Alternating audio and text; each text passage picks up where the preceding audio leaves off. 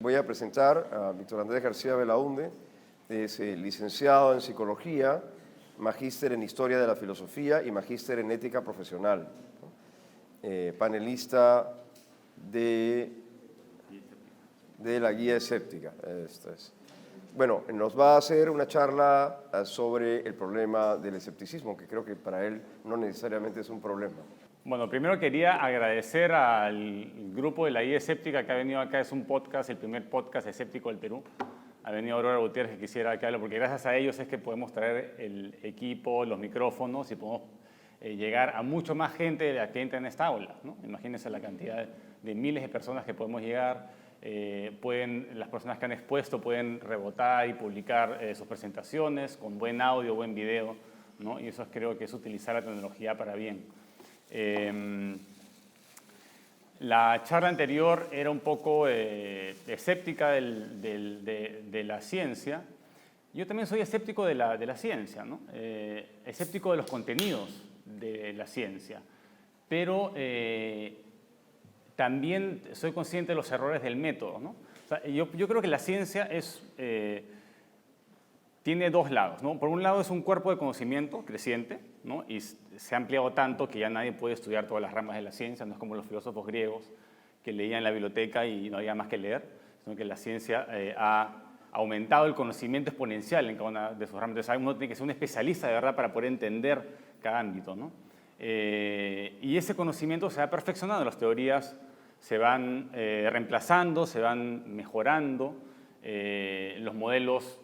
Hay retrocesos, como leímos en la maestría con Víctor Samuel, porque hicimos la maestría en Historia de la Filosofía en San Marcos.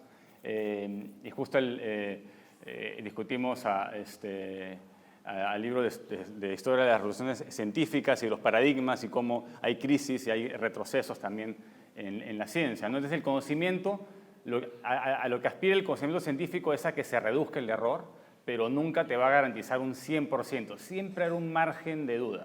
Hasta la mecánica cuántica y la determinación de los electrones que fluyen en este aparato y en la cámara tienen márgenes de error, pero márgenes de error, si los calculas, serían más delgados que el ancho de un cabello en una distancia entre Tumbes y Tacna, ¿no? Para que vean, o sea, es un error del 0.00001%, no sé cuántos ceros, pero es prácticamente insignificante. Entonces uno ya, con márgenes de errores tan bajos, uno dice, bueno, uno tiende a confiar, ¿no?, en un modelo que tiene márgenes de errores tan bajos, pero en principio el modelo no va a desaparecer.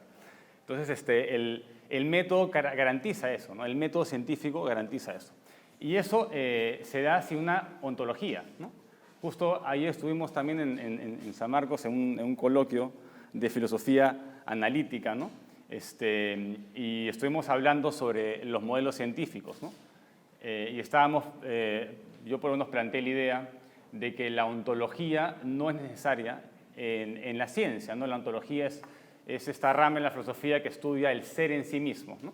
Ontología como opuesta a empirismo, ¿no?, que es la rama en la filosofía que confía en los sentidos, o mira, tal vez la realidad no es los sentidos, pero tiene que ver con los sentidos, ¿no?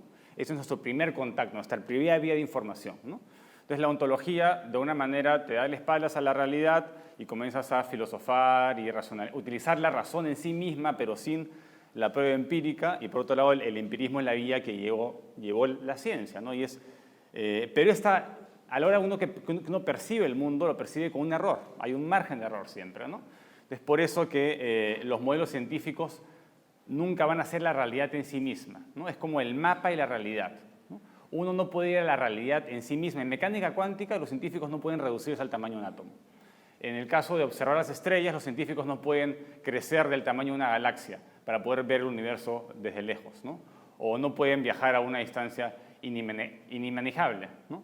Pero lo que pueden hacer es desarrollar modelos que permitan entender lo que sucede a esas escalas y permiten hacer predicciones. Esos son los modelos científicos. Entonces, el modelo científico quita la necesidad de una ontología, porque ya la pregunta, ¿qué es la realidad?, en sí misma ya no tiene sentido para la ciencia. ¿Por qué? Porque nadie sabe con seguridad qué es la realidad en sí misma. Lo más cercano a la realidad es el modelo. Entonces, la realidad se convierte en el modelo, ¿no? Esa idea la plantea Stephen Hawking en su libro El Gran Diseño, se lo recomiendo, es buena filosofía de la ciencia. Él plantea un modelo que le llaman realismo dependiente del modelo, ¿no? Él dice que la ontología ya no sirve para nada, que racionalizar sobre las razones no sirven para nada, lo que hay que racionalizar es sobre la evidencia. Ese es el razonamiento que lleva a buen puerto. Entonces, la realidad podría ser distinta a los modelos científicos, pero los modelos científicos sirven indudablemente para navegar en la realidad. Les explico. Ustedes pueden vivir, como plantea Stephen Hawking en su libro El Gran Diseño, ustedes todos podríamos ser peces en una pecera. Imagínense que somos peces en una pecera, ¿no? Y nunca hemos salido de la pecera. Y los objetos para nosotros los peces, dentro de la pecera, caen de manera perpendicular, ¿no? O sea, caen de arriba hacia abajo, ¿no? De manera recta. En cambio, los objetos afuera de la pecera siempre caen en curva, por la curvatura de la pecera. Puede ser que nunca llegue al borde de la pecera, puede ser que no conozca el fenómeno de desviación de la luz, pero igual puedo hacer matemáticas, puedo describir el movimiento de los objetos afuera de la pecera como si fueran curvos, ¿no? Y puedo yo hacer predicciones y hacer mapas de la realidad que me permitan entenderla. Pero en la realidad no sucede así. En la realidad, si pudiéramos salir de la pecera, los objetos también caen en línea recta allá afuera, pero no tenemos cómo saber, ¿no? Entonces, al final no importa. Lo que se trata es, bueno, no es que no importa, es que es reflexionar sobre la realidad en sí misma, o lo que se llama la ontología, no llevaría a buen puerto, ¿no? Lo ideal es invertir toda la energía del razonamiento en reflexionar sobre las pruebas, ¿no? Y tener buenos modelos para navegar en la realidad. Y si los modelos son confiables, pues la filosofía a veces sobra, ¿no?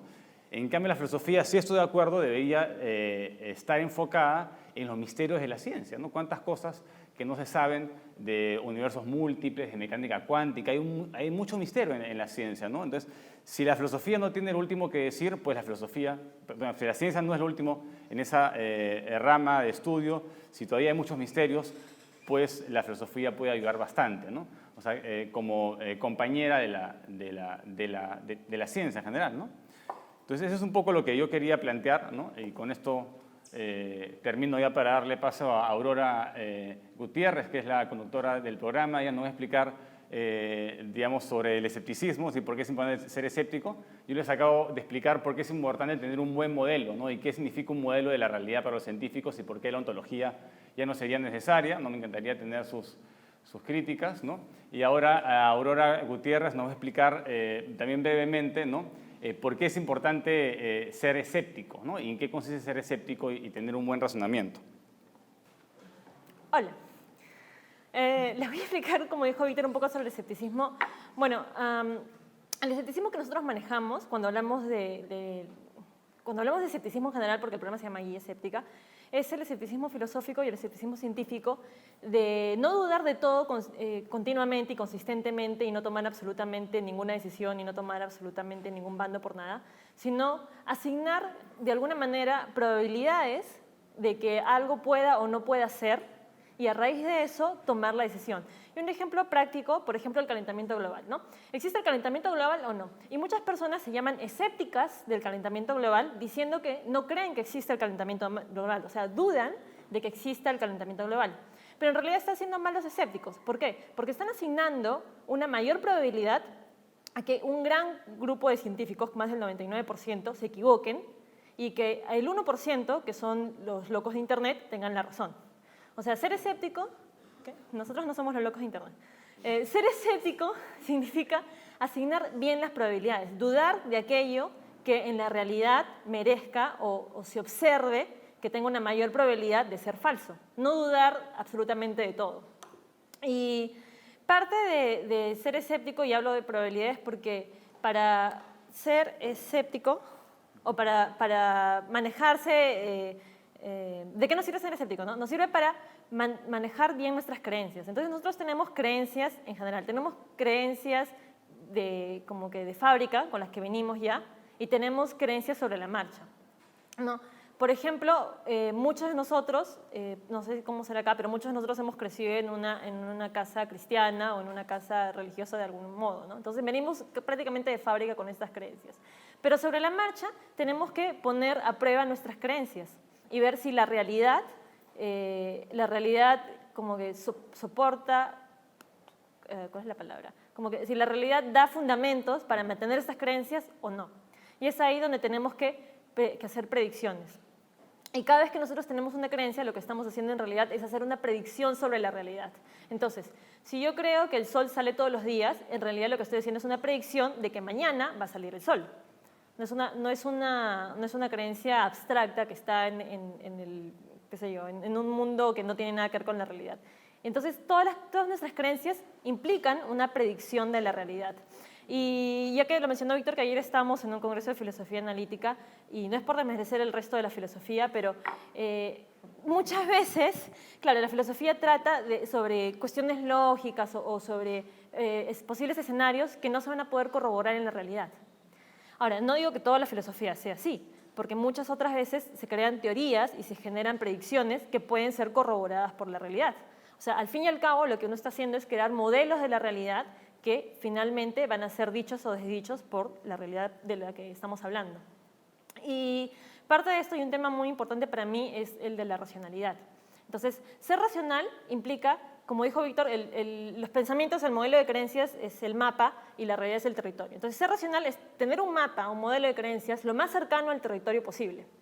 Y eso se logra, en parte, siendo escéptico, asignando probabilidades correctas a las cosas que pueden ser más ciertas que otras, y asignando menor probabilidad a las cosas que son menos ciertas, pero también se logra poniendo a prueba absolutamente todas las creencias que nosotros tenemos. De repente absolutamente es una mala palabra, de repente no es absolutamente todas, porque ya llegaremos a conflictos que ya están de ese lado de la filosofía, sino poner a prueba las creencias que nos pueden ser o no nos pueden ser útiles.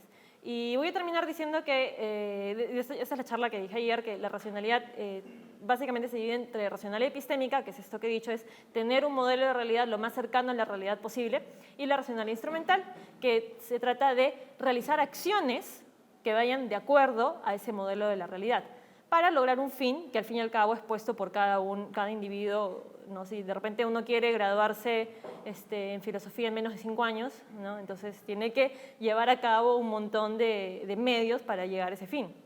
Otra persona puede tener un fin completamente diferente, ¿no? De repente quiere ser bailarín de ballet, yo qué sé. Entonces tienen que actuar de modo que sea conducivo a ese fin y no actuar de modos que no sean conducivos. Y esto suena muy obvio, yo sé que suena muy obvio, pero en realidad el ser humano está cableado de una manera que hace difícil actuar de esta manera que suena tan obvia y tan intuitiva, ¿no? Y es por eso que es bueno buscar información al respecto, buscar información sobre sesgos cognitivos.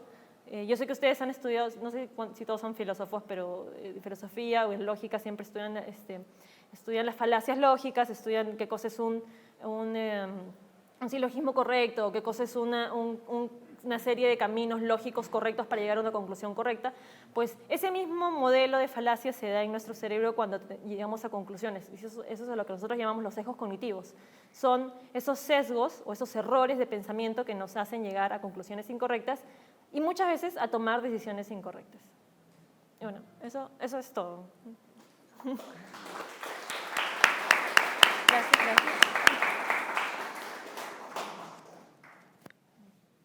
Bien, se abre un rol de preguntas, relativamente corto. José Luis Herrera. Bueno, queremos saludarlo y felicitarlo por la interesante exposición breve, sin embargo, de la voz. Comenzaré con la señorita y después iré con el señor Abunde.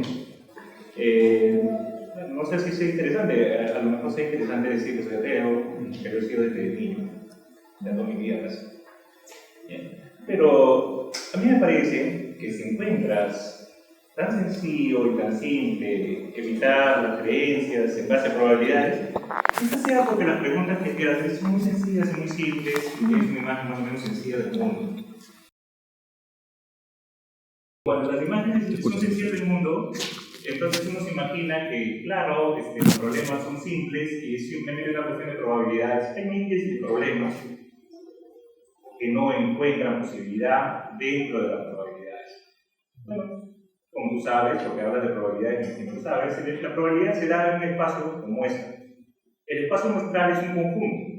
Luego, como consecuencia inevitable, solamente se puede hablar de probabilidades cuando se habla dentro de una teoría conjuntista. Pero como tú sabes, no todo es conjuntista. Precisamente porque existen grupos de cosas que no son determinables. Acá tenemos un matemático, yo también soy un matemático. La condición indispensable para que un grupo se le llame conjunto es que sea determinable, o sea por extensión o por comprensión, pero no todos los conjuntos son determinables. Por lo tanto, no a todos se puede aplicar probabilidades, porque las probabilidades son dentro de un espacio muestral conjuntista. Por lo tanto, no todos los problemas se pueden resolver tan simple como has dicho. Es más, francamente, casi ningún problema humano se puede resolver como has dicho.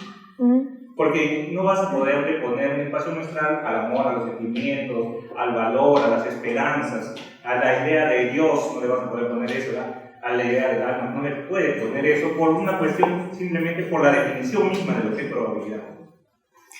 Ya, pero no terminamos. Me parece que en realidad estás haciendo una simplificación que más nace de un concepto de racionalidad, el que has expresado justamente, que no es sencillo, ¿ya? Me parece que la racionalidad humana no es así. ¿Ya? Yo lo voy a decir claramente, no es tan sencillo, no somos tan sencillos, los seres humanos. Pero si el discurso hubiera sido puesto dentro de un marco de personas que toman su vida como algo sencillo y así simple, seguramente lo hubieran creído, ¿ya? Pero no me parece que sea el caso cada vez que profundizamos en las cosas que tienen que ver con el interés humano. Ahí no es posible por principio establecer eso. Más allá de eso, incluso, como hay un matemático acá, normalmente yo, le podrá decir que hay infinidad de problemas dentro de la teoría estadística que no son resueltos hasta ahora. No, infinidad. Es una teoría que lleva contradicciones todavía. Pero bueno, ahora, sobre el segundo punto, no es necesario el pensamiento ontológico, porque nos hacemos un modelo de la realidad. Pero a mí me parece una opinión muy interesante, en primer lugar. Tiene más de una interpretación. Lo que pasa es que hay expresiones que tienen más de una interpretación. ¿No? Yo puedo decir, amo a Juana, pero amo a Juana se puede significar muchas cosas, incluso que la quiero matar. Eso depende de qué contexto se está diciendo las cosas. Si lo decimos desde el punto de vista, por ejemplo, del acontecimiento, del serial acontecimiento de Badiou, lo que usted está diciendo es que cuando establece una ontología de la realidad a través de un modelo matemático que expresa lo más posible como un mapa la realidad, eso se llama ontología también.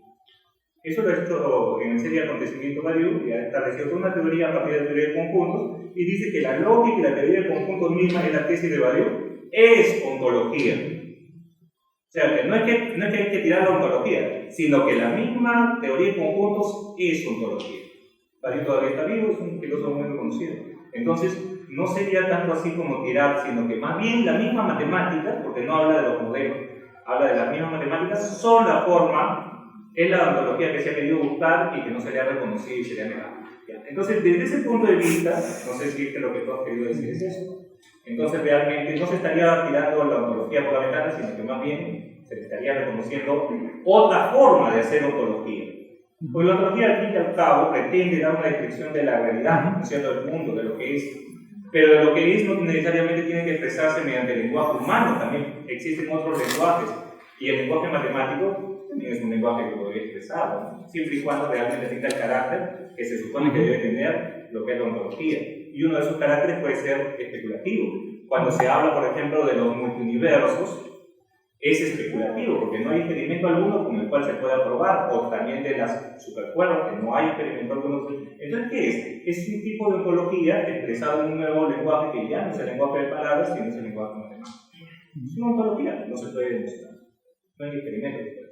Ahora, ya. Pero también puede interpretarse lo que usted ha dicho como otra forma, ¿no? También, esto de hacer un modelo de la realidad reemplaza toda la ontología. Bueno, a lo mejor se está diciendo que ya hemos resuelto el problema y que está de más todos los razonamientos metafísicos, ontológicos. Justamente yo pienso que eso es realmente falso. Es falso en muchos sentidos, además. uno de los sentidos más simples de tratar, lo primero, me parece a mí, ¿no? Es que justamente cuando se piensa que la teoría establece como un mapa sobre la realidad, ya se está dando una interpretación que la teoría misma no puede probar. Porque la teoría no puede probar a su vez que ella es imagen de la realidad. Por lo tanto, ya en sí está presuponiendo, está haciéndose el metafísico, ¿no? Eso es inmediato. Pero hay muchas otras formas, ¿no? Se podría decir, por ejemplo, que la metafísica trata de otras cosas más profundas, como el sentido de la vida, como lo humano, como el misterio mismo, como cómo pensar las contradicciones, sí que las contradicciones pueden ser pensadas. Y mira, hay cosas que... Ya no vas a poder decir. Bueno, Sí. Bueno, luego de tu charla,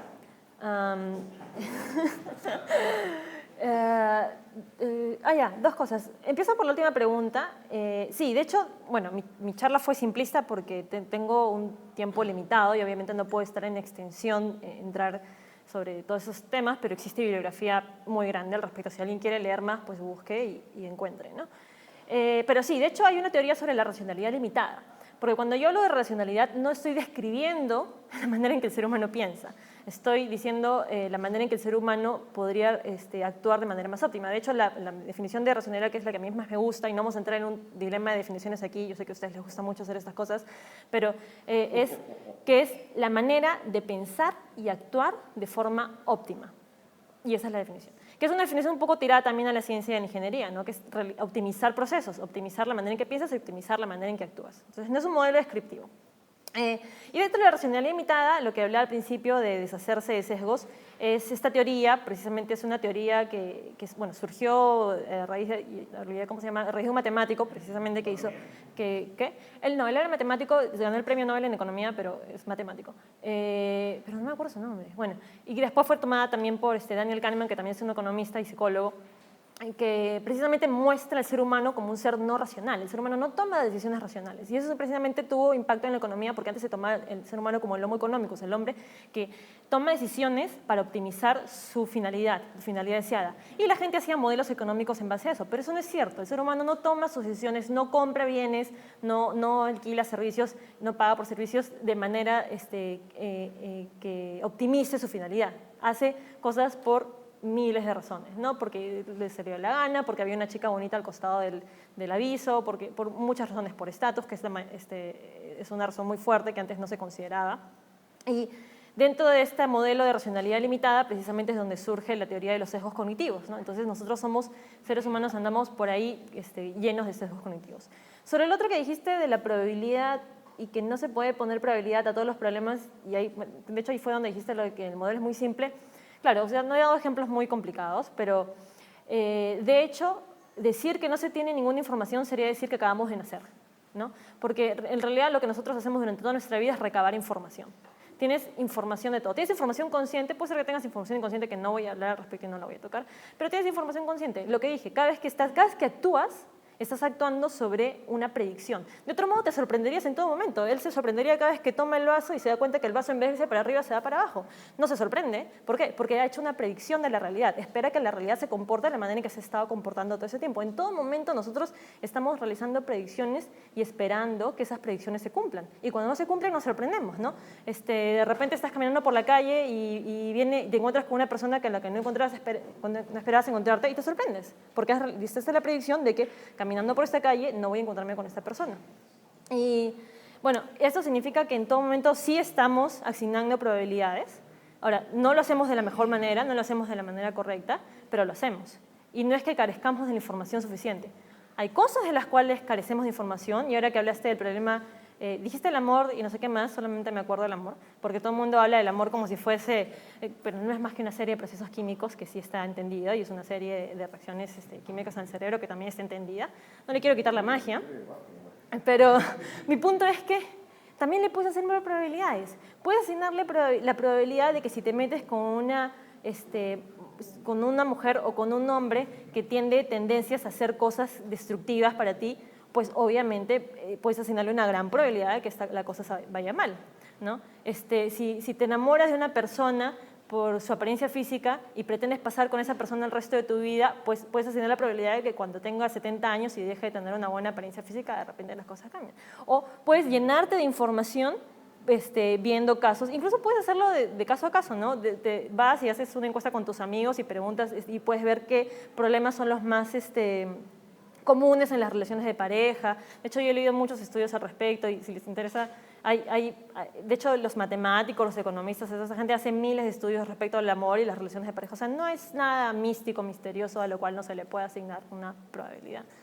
¿No? ¿Sí? ¿Tú crees que es algo místico y misterioso? Bueno. No, pero ¿crees que no es tan sencillo? Yo no he dicho que sea, otra cosa es que yo no he dicho que sea tan sencillo. El ser humano de repente nunca llega a ser un ser perfectamente racional, ¿no? Pero eso no significa que no debamos intentarlo. O sea, eso no significa que no puedas empezar a intentar. De repente nuestro mapa nunca va a ser exactamente el mapa de la realidad, pero eso no significa que nos vamos a quedar con un mapa de pixeleado de la realidad. No tenemos que tender a optimizarlo siempre. A ver. Para poder responder a los comentarios sobre la ontología, bueno, comenzaste que hay algo de 7 definiciones de ontología. Yo diría que hay muchas más, ¿no? Yo diría que hay tantas definiciones como ontólogos, igual como hay tantas filosofías como filósofos, ¿no? Y ese es el problema, disculpen que se los diga acá, un coloquio de filosofía, pero ese es el gran problema de muchas de las filosofías, ¿no? Que no hay acuerdos, que no hay paradigmas, como sí tiene la ciencia, acuerdos sobre ciertos modelos para avanzar, ¿no? ¿Y cuál es el modelo? El modelo es la teoría, ¿no? La teoría es el modelo ¿de qué? De la realidad. ¿Y cómo te conectas con la realidad? A través de pruebas, ¿no? Entonces, claro, yo comencé dando una definición de ontología como el estudio del ser, ¿no? El ser en sí mismo, esa es una definición que yo he dado, ¿no? Entonces, bajo esa definición, tú tienes que asumir el resto, no puedes tú cambiarme la definición una vez que le he dado. Si cambiamos la definición, tendríamos que hacer una discusión sobre la definición de ontología, ¿no? Pero también puedes hacer el ejercicio de asumir mi definición y ver si el resto de mi discurso es coherente. La ontología de las matemáticas, bueno, habría que probar que las matemáticas son un tipo de ser. Por ejemplo, en el caso de la espiritualidad, tú puedes definir la espiritualidad, yo también soy ateo, y me puedo considerar espiritual, ¿no? Hay muchos ateos que se consideran espiritual, pero no porque crean en el espíritu, ¿no? Tú puedes definir la espiritualidad como la búsqueda de alternativos de estados de conciencia, ¿no? Igual un producto de la mente, y buscar esos estados alternativos, ¿no? Es muy distinto a un espiritual que cree en el espíritu, ¿no? En una sustancia allá afuera, ¿no? Esa fue la primera crítica sobre la ontología. Y la segunda, sobre la teoría no puede probar la realidad. No, lo que prueba la realidad son las pruebas, ¿no? O sea, en toda buena explicación científica tiene 3 partes, ¿no? Tiene teorías, tiene leyes y pruebas. Entonces, dentro de la teoría, que es el corpus explicativo, se encuentra, una vez que uno lee teoría termodinámica, encuentras los modelos, o la teoría de Bohr del átomo. Tú, primero, no te van a explicar las pruebas, sino no entenderías nada. Te explican el modelo. El modelo es una abstracción de un conjunto de pruebas, ¿no? Entonces, siempre hay esa interacción. Había que hablar todo sobre cómo funciona el método científico, ¿no? Pero hay esta interacción en esos 3 elementos, ¿no? Teorías, leyes y pruebas, ¿no? La teoría no es nada sin las pruebas. Las pruebas por sí solas no es tampoco nada, porque yo te doy a ti una ecografía y te digo, ya, esto es una prueba, dime qué cosa ves. No vas a entender nada, porque tienes que tener la teoría que tiene el médico para poder saber si el órgano, primero qué órgano es y después si está dañado o no, ¿no? Igual, el físico, yo les enseño ahorita unos gráficos de energía de partículas y nadie va a entender nada, yo me incluyo, ¿no? Pero un físico sí, tiene mucho significado para él, ¿no? Entonces, yo no digo que sea el único método, yo no digo que sea el mejor.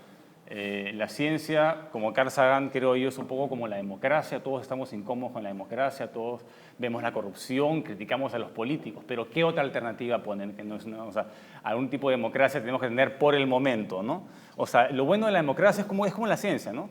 La democracia es un poquito como la ciencia, porque la democracia permite la posibilidad, o sea, es justamente dentro del sistema está la posibilidad de sacar al gobernante, ¿no? O sea, no te garantiza que el gobernante sea el mejor, pero te garantiza que lo puedes sacar si es malo. Y eso justamente hace la ciencia. La ciencia no es un método para validar absolutamente verdades, ¿no?